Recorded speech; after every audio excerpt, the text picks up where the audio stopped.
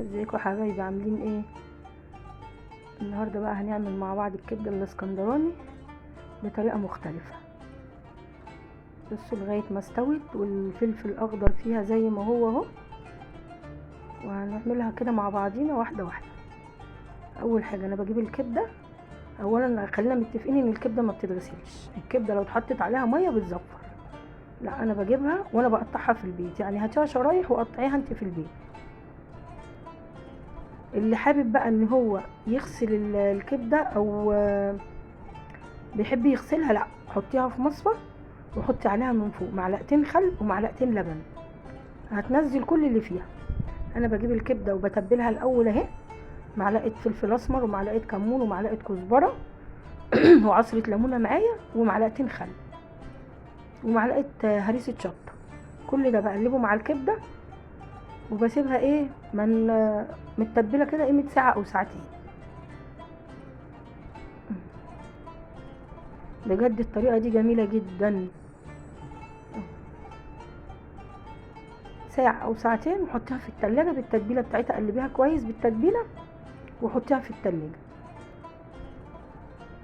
بعد كده عندي اهو قطع ليا، قطعتها حتت صغيرة وسبتها تنزل اللي فيها وتسيح يعني، وهنزل عليها بحبة زيت. انا بحط نص التوابل بنقع بيها الكبدة، والنص التاني بحطه في الاخر لما الكبدة بتستوي.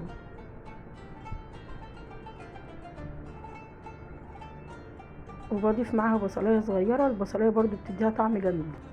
اللي مش حابب يحط بصل بلاش، اللي بيحب يعملها بتوم بس.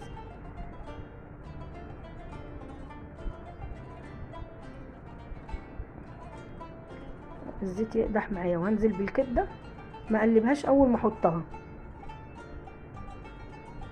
عشان ما تلزقش معايا في الصينيه.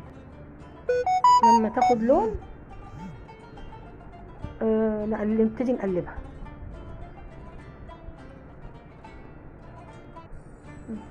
يعني خدت اللون اهي، نبتدي بقى نقلبها ونضيف عليها البصلايه. وانا بخلي الفلفل في الاخر خالص عشان يفضل على لونه ما يتبلش مع الكبده. وبقيه التوابل بحطها في الاخر برضو، بس بحط بقى حاجه بسيطه، بنزل عليها برضو بعصير ليمون ومعلقه خل تاني بعد ما بتستوي خالص بقى، وبعد ما بحط الفلفل وكله.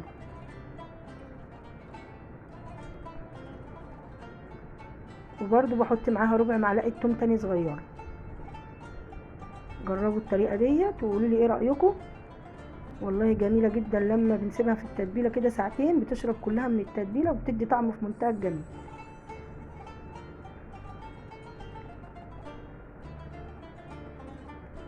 بس كده، هو الفلفل اهو بص لغايه ما استوت. الفلفل بص على لونه زي ما هو، وهي شربت كل السوائل اللي فيها